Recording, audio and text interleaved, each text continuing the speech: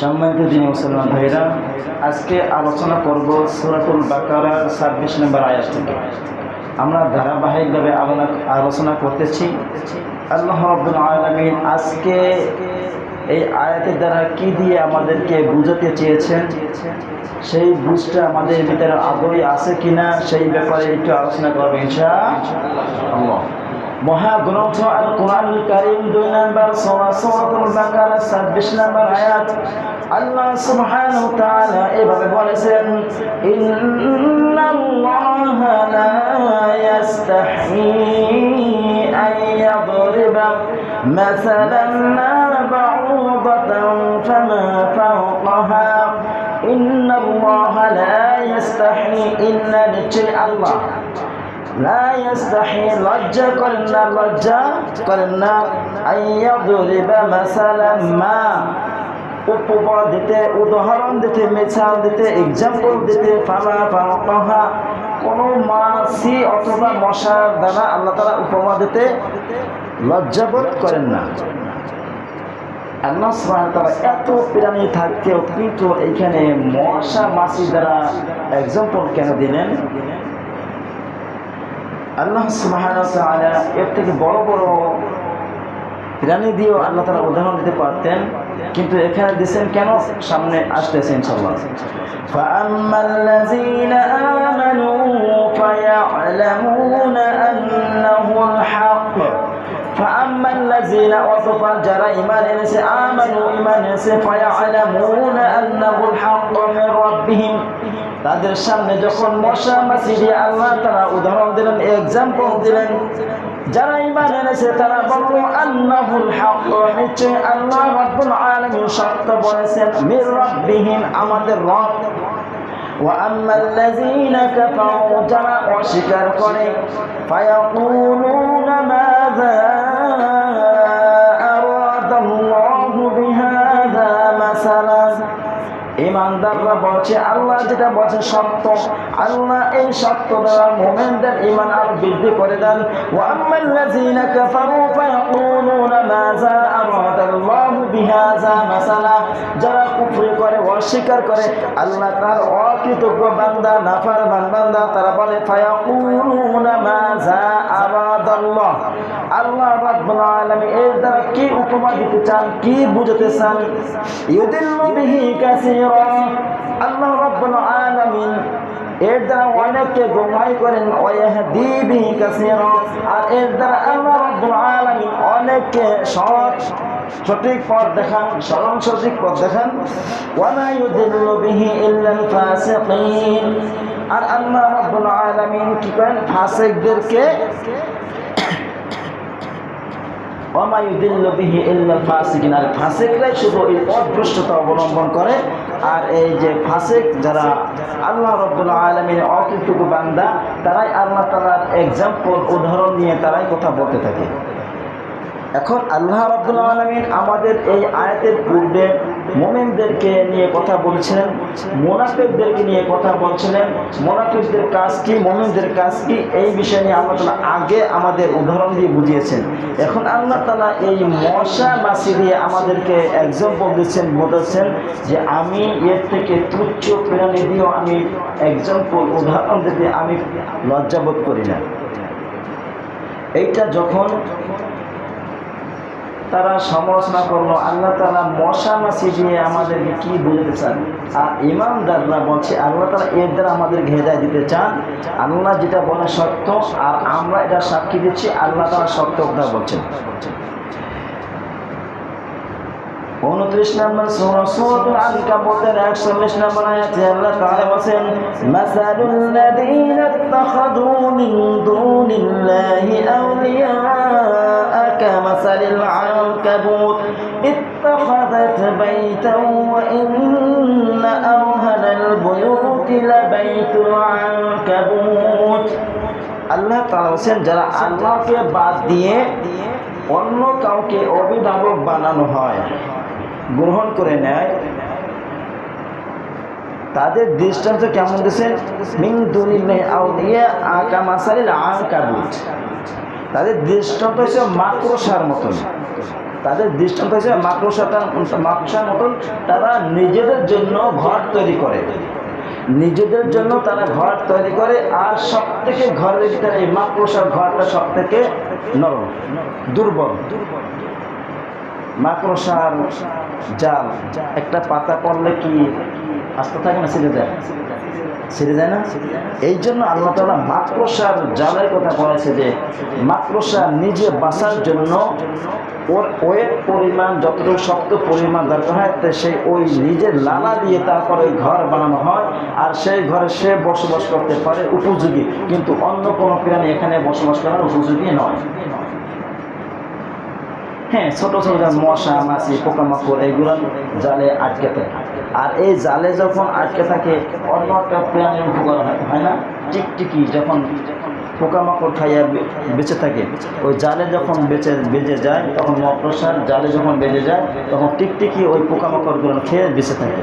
তাহলে একটার দ্বারা আল্লাহ তাআলা উপমা দিলে যে মশার দ্বারা আল্লাহ তাআলা উপমা দিতে লজ্জাবোধ করেন না, কিন্তু এই কথা দ্বারা যারা আল্লাহর হুকুমকে গ্রহণ করতে চায় না, কুফরি করে, অস্বীকার করে, আল্লাহ তাআলা আর একটা এক্সাম্পল যে তাদের ঘর বাড়ি মাকড়সার মতন, তাদের ইমানটা এত দুর্বল যে আল্লাহ তাআলার হুকুম, আল্লাহ তাআলার আহকামকে তারা স্বীকার করতে রাজি নয়।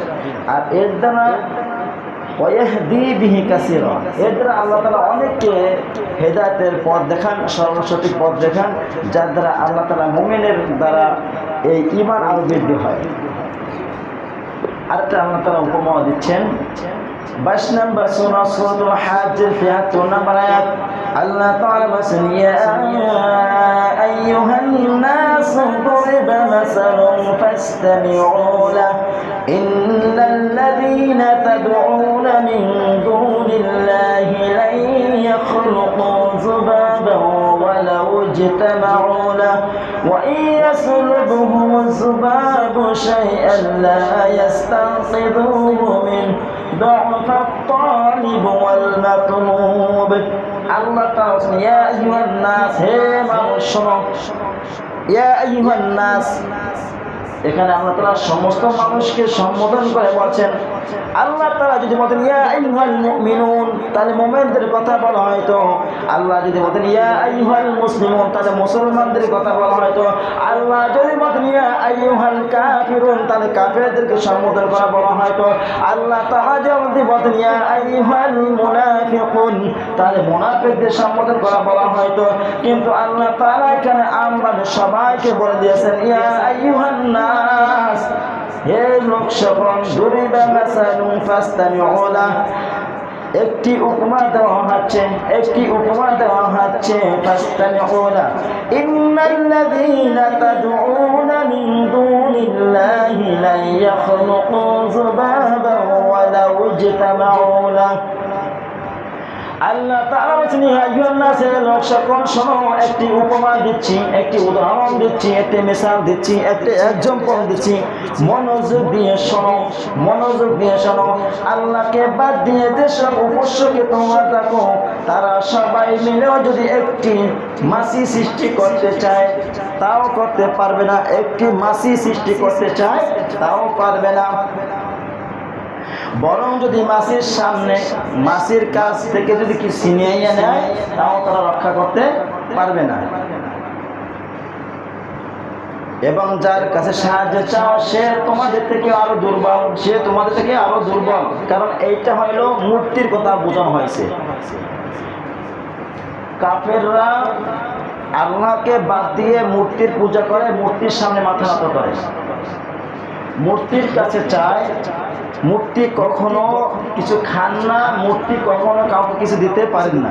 এই জন্য তিনি বলছেন আল্লাহ তাআলাকে বাদ দিয়ে তোমরা যাদেরকে ডাকো, তারা যদি চায় একটা মাছি তৈরি করতে চায় তাও করতে পারবে না। এবং তাদের সামনে থেকে যদি কোনো খাবার ছিনিয়ে নিয়ে যায় মাছিতে, তাও তারা রক্ষা করতে পারবে না। পারবে? মূর্তির সামনে থেকে কোনো খাবার নিয়ে গেলে তারা কি বাধা দিতে পারে? পারে? মাঝে মাঝে দেখি, ছোটোবেলায় যাইতাম, আল্লাহ মাফ করুক, পাশের বাড়ি হিন্দু বাড়ির কাছে গেছি, সকালবেলা যাইতাম, লাড়ু দিত, খই দিত, আরও কত কিছু দিত, খাইতাম।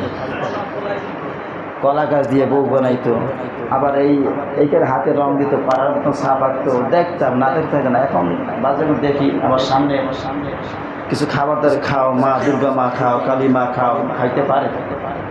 খাইতে পারে? এটা দেখলে হাসি আসে, কিন্তু আল্লাহ তাআলা বলছেন না, এটা দেখে কোনো হাসি তামাশা করবে না। তাদের দেবতাকে তোমরা গালি দেবে না, কারণ তোমরা যদি তাদের দেবতাকে গালি দাও তারা রাগ বসত তোমার রবকে তারা গালি দেবে, ঠিক না? কথা বলে না? এখন যদি একজন গালি দেয় তোর বাপের, তোর মায়ের, তোর বোনের, ও কি রিপিট করবে না? কথা বলে না?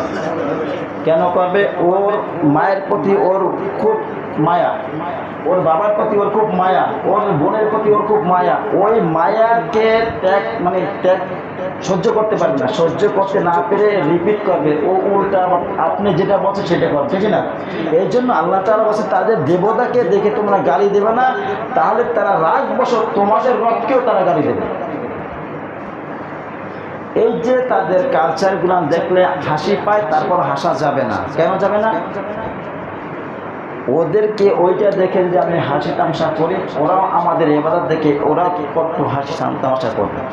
এই জন্য আল্লাহ তাআলা বলছে ওরা যদি চায় একটা মাছি তৈরি করবে, মাছি তৈরি করতেও ওদের সক্ষম না, পারবে না, জীবনেও পারবে না। পারবে? একটা মূর্তি বানানো সম্ভব, একটা মাছি বানানো সম্ভব না। মাছি কাছে অনেক ছোট, মশা মাছি এটা হচ্ছে অনেক ছোট, বানানো করার পক্ষে সম্ভব না। কেন? ইন্নাল্লাহা লা ইস্তাহি, আল্লাহ রাব্বুল আলামিন লজ্জাবোধ করেন না এই সমস্ত মিসাল উদাহরণ দিতে, লজ্জাবোধ করেন না। কারণ কি? মশা এমন একটা প্রাণী ছোট, মশা এমন একটি প্রাণী ছোট, তার 100টা চোখ আছে। কত? 100টা চোখ। আধুনিক বিজ্ঞান এখন এইটা রিসার্চ করে, গবেষণা করে দেখছে যে মশাটা এমন একটা, আল্লাহ তাআলা তাদের ভিতরে একটা নিয়ামত দিয়েছেন, সৃষ্টির ভিতরে এত বড় একটা কুদরত দিয়েছেন, সেই কুদরতটা মানুষের চিন্তাও করেন না যে আল্লাহ রাব্বুল আলামিন এই মশার কথা কেন বলছেন। একটা মশার 100টা চোখ আছে, আধুনিক বিজ্ঞান এটা গবেষণা করে বের করেছেন, এবং 48টা দাঁত আছে। কয়টা দাঁত? 48টা দাঁত আছে। আমাদের দাঁত কয়টা? সবার কি 32টা আছে? ওঠে। আবার 32টার পরে আবার আক্কেল দাঁত যেটা বলা হয় সেটা ওঠে, 32টা, 34টা, 33টা হয় না?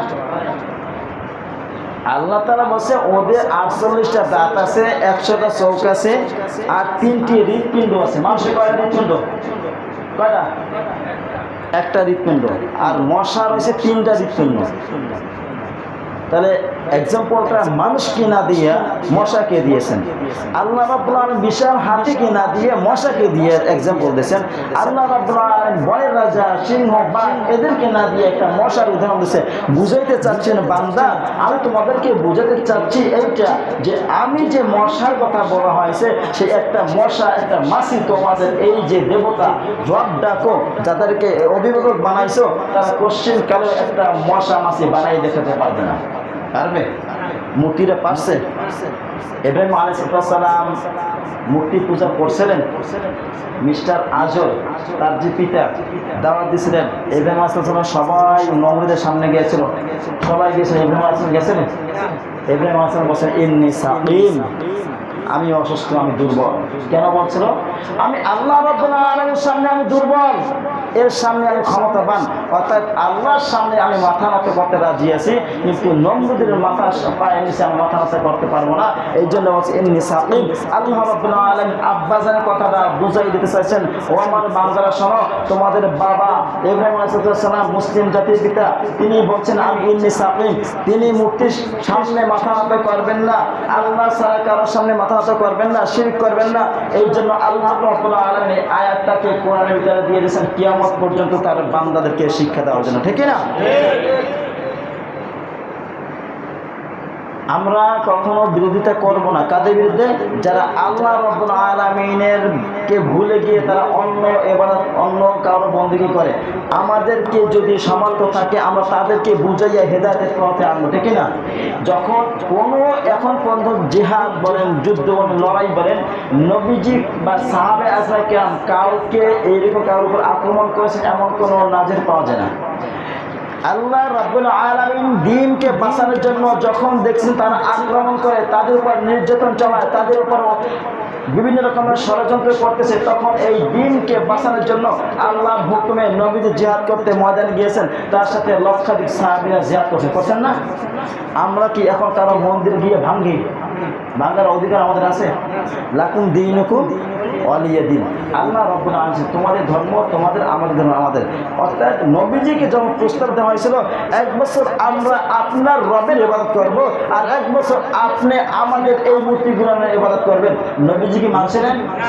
নবীজি তখন বলছেন তোমরা যে কথা বলছো এই কথা বলার কারণ তোমাদের মন্দির মূর্তি সব ভাঙবো, এরকম কথা বলছিলেন? বলেন না। কেন বলেন নাই? কারণ আল্লাহ রাব্বুল আলামিন তিনি একটা সিস্টেমের মাধ্যমে সমস্ত মানুষকে বাঁচাতে চান, হেদায়েতের পথে আনতে চান। নবীকে বলছেন নবী হ্যাঁ, যখন তাদেরকে দাওয়াত দেবেন নরম ভাষায় সুন্দর ভাষায় কথা বলবেন, তারা যেহেতু ভয় পেয়ে বিদ্যুৎ হয়ে যেন তারা এই আমাকে ভুলে গিয়ে অন্য কোনো কারো ইবাদত করে, এই রকমের ভয় ভীতি না দেখাইয়া তাদেরকে শান্ত সভ্য, তাদের দুনিয়ার মুখ থেকে বাঁচাইয়া আখিরাতমুখী করতে হইলে নরম ভাষায় কথা বলবেন। ফিরআউনের কাছে যখন মুসা আলাইহিস সালামকে পাঠাইছিলেন, আল্লাহ তাআলা নির্দেশ দিয়েছেন হে মুসাকে যখন যাওয়া তখন ঠান্ডা মাথায় নরম ভাষায় কথা বললো। কারণ মুসা তুমি যদি ফিরআউনের কাছে দাওয়াত দিতে যাও, তোমার যদি তার কঠোর ভাষায় দাওয়াত দাও, তাহলে ও আমার প্রতি না হইয়া ও আমার উল্টা দিকে চলে যাবে। এই জন্য আমাদেরকে খেয়াল করতে হবে যে আমাদের মুখের দ্বারা হাতের দ্বারা অন্য কোনো মানুষ যদি অসন্তুষ্ট না থাকে, অন্য কোনো মানুষ কষ্ট না পায়, অন্য কোনো মানুষ আমাদের দ্বারা আল্লাহ থেকে দূরে সরে যায়, এমন কোনো কাজ করা যাবে না। যাবে? এই জন্য আমরাও জানি, ওরাও কিন্তু জানে যে এইগুলা যে করে এটার ভিতরে ভুল আছে, কিন্তু ওরা কেন করে? ওরা বলে সরাসরি আল্লাহকে পাওয়া নাও যেতে পারে, এই জন্য আল্লাহকে পাইতে হলে ভায়া মাধ্যমের দরকার আছে। এই জন্য আমরা কাকে ধরি? ওই মূর্তিগুলো উজ্জাত মানাত এইগুলো পূজা করি, কালী পূজা বলেন, কালীমা যেটা বলেন, দুর্গা মা, ওদের পূজা করে আল্লাহকে পেতে চাই। অর্থাৎ আমরা আল্লাহকে পাইতে চাইলে আমরা সরাসরি কাকে পাবো? ইয়াকা না'বুদু ওয়া ইয়াকা নাস্তাঈন। ইয়াকা না'বুদু একমাত্র ইবাদত করে কার? ওয়া ইয়াকা নাস্তাঈন একমাত্র সাহায্য চাই কার? তাহলে এখানে আল্লাহ তাআলার কাছে যদি বলে, আল্লাহ নামাজের মাধ্যমে দাঁড়াই বলি একমাত্র ইবাদত তোমারই করি, আর কোন ভাইয়া মাধ্যম আছে? ওয়া ইয়াকা নাস্তাঈন একমাত্র তোমারই সাহায্য চাই, আর কোন সাহায্য দরকার আছে? এখন এখানে প্রেক্ষাপটে সাহায্য কোনটা? যে সাহায্য মানুষকে করার মতন ক্ষমতা আল্লাহ দিয়েছেন, সেই সাহায্য চাওয়া ইসলাম শরীয়ত জায়েজ আছে, ঠিক না? এখন মনে করেন আপনার সাহায্য, আপনার কাছে টাকার অর্থের অভাব পড়েছে, 5 লাখ টাকা লাগবে, 2,04,50,000 টাকা আছে, 50,000 টাকা বাকি আছে, এই 50,000 টাকা ধার চাওয়া মানে সাহায্য চাওয়া না? কথা বলে না? এইটা জায়েজ আছে, এটা কি আছে? জায়েজ আছে। কোনটা জায়েজ নাই? আল্লাহ তাআলা যে ক্ষমতা পাওয়ার কোনো মাখলুককে দেন নাই, আল্লাহ নিজে রাখছেন, এমনকি নবীদেরকেও দেন নাই। ওয়ানলি ওয়ান আল্লাহ, একমাত্র আল্লাহ রেখেছেন। সেটা কি? কারো জীবন দেওয়ার মালিককে, কারো মৃত্যু দেওয়ার মালিককে, কারো রিজিকের দায়িত্ব নিয়েছেন কে? ওয়ামা মিন দাব্বাতিন ফিল আরদি ইল্লা আলাল্লাহি রিজকুহা। যত মাখলুক আছে প্রাণী যেগুলো আহার করে, সেই প্রাণীর দায়িত্ব নিজ আল্লাহ নিজে নিয়েছে। সুবহানাল্লাহ। এখন এই দায়িত্ব রিজিকের খাবারের ব্যবস্থা আল্লাহর কাছে না চাইয়া মানুষকে চাওয়া যাবে? কথা বলে না? আপনি ধার হিসাবে কিছু চাইতে পারেন, কিন্তু যেইগুলো চাওয়ার ক্ষমতা আল্লাহ ছাড়া আর কারো দেন না, এইগুলো চাওয়ার নাম হচ্ছে শিরক। এটার নাম কি? আর যারা মূর্তির সামনে মাথা নত করে, এটা কার কাছে মাথা নত করলো? মূর্তির কাছে। শিরকে অন্তর্ভুক্ত হইল।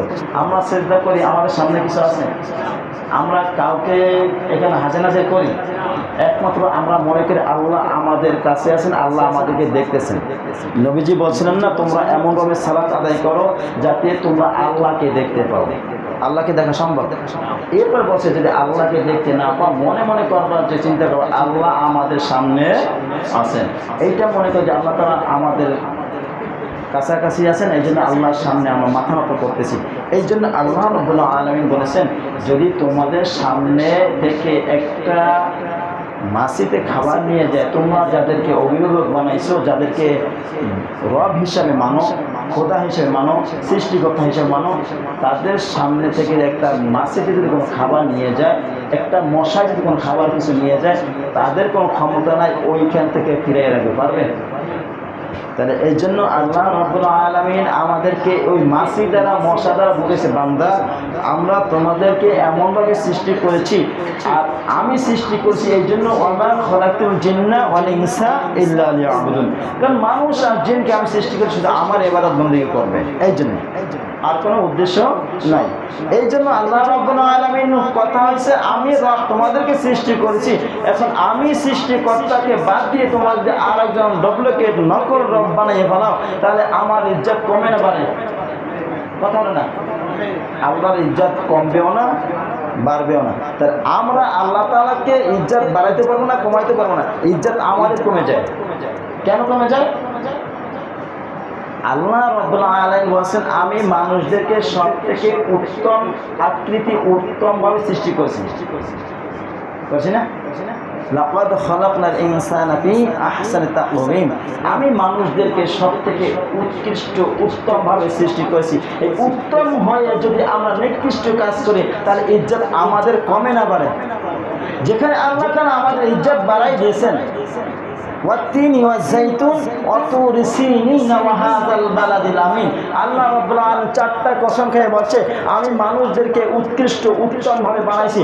আল্লাহ তাআলা কসম খাওয়ার পরে যদি বলে এই মানুষটাকে আমি এত উপরে উঠাই দিয়েছি, সমস্ত মাখলুক থেকে আমি মানুষকে উৎকৃষ্ট বানাই দিয়েছি। এখন আমাদের কাজের দ্বারা, কর্মের দ্বারা আল্লাহ তাআলা আমাদেরকে এমন নিচে নামাইছেন, লাকাদ খালাকনাল ইনসানা ফি আহসানি তাকওয়িম, এরপরে বলে সুম্মা রাদাদনাহু আসফালা সাফিলিন, আমি মানুষদেরকে এমন নিচে নামাবো, এমন নিচে নামাবো, মানুষ কল্পনা করতে পারবে না, ঠিক না?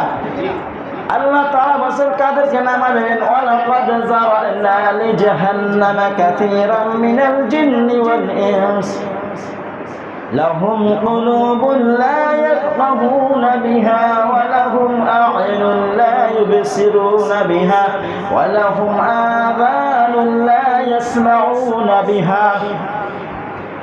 আল্লাহ রাব্বুল আলামিন তিনটা মানুষের তিনটা গুরুত্বপূর্ণ অংশকে নিয়ে আল্লাহ তাআলা বলছেন, এই তিনটা যার ভিতরে খারাপ থাকবে সে সব থেকে নিকৃষ্ট হয়ে যাবে।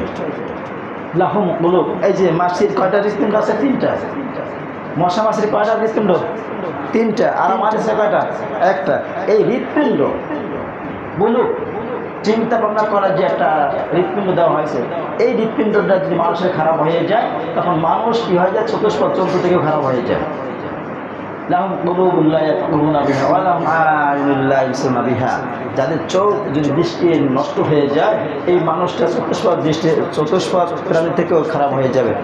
কান যদি, কান দ্বারা যে কথা উপলব্ধি করার কথা, সেই কথা না শুনে, না শোনার পরে যদি এটা দিয়ে গ্রহণ না করা হয়, তাহলে আমরা এই তিনটা বিষয়, মানুষের সব থেকে চোখ হয়েছে প্রাধান্য, মানুষের হৃৎপিণ্ড হয়েছে প্রাধান্য, এবং মানুষের কান, এই যে তিনটা জিনিস মহামূল্যবান একটা জিনিস আল্লাহ তাআলা দিয়েছেন। চোখে না দেখলে পৃথিবীর সুন্দর কিছু দেখা যায় তো? কথা বলে না? আরে বিয়ে করছেন সুন্দর মাগিয়া না কানা মাগিয়ে দেখতে পারতেন? আপনার কাছে সুন্দর আর কালোর কোনো গুরুত্ব থাকতো না? থাকতো? আপনি কানে যদি না শুনতেন কণ্ঠস্বর ভালো না খারাপ, এই ভালো খারাপের আপনার কোনো বুঝে আসতো না? আসতো?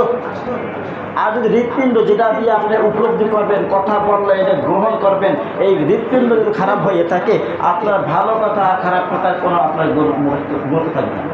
এই জন্য আল্লাহ তাআলা বলেন, এই তিনটা বিষয় যাদের খারাপ থাকবে, এই তিনটা হচ্ছে বালহুম আদম, চতুষ্পদ যন্ত্রের মতন, উলাইকা কাল আনআম বালহুম আদম, তার থেকেও আরো নিকৃষ্ট। এই যে তিনটা বিষয় যারা গুরুত্ব না দেবে, এই জন্য আল্লাহ তাআলা বলেন, ইয়া আইয়ুহান নাস, হে মানুষ শোনো, তোমাদেরকে একটা উপমা দিচ্ছি, উদাহরণ দিচ্ছি, বোঝানোর জন্য আমি এক্সাম্পল দিচ্ছি, এইটা তোমরা বুঝে শুনে আমল করো।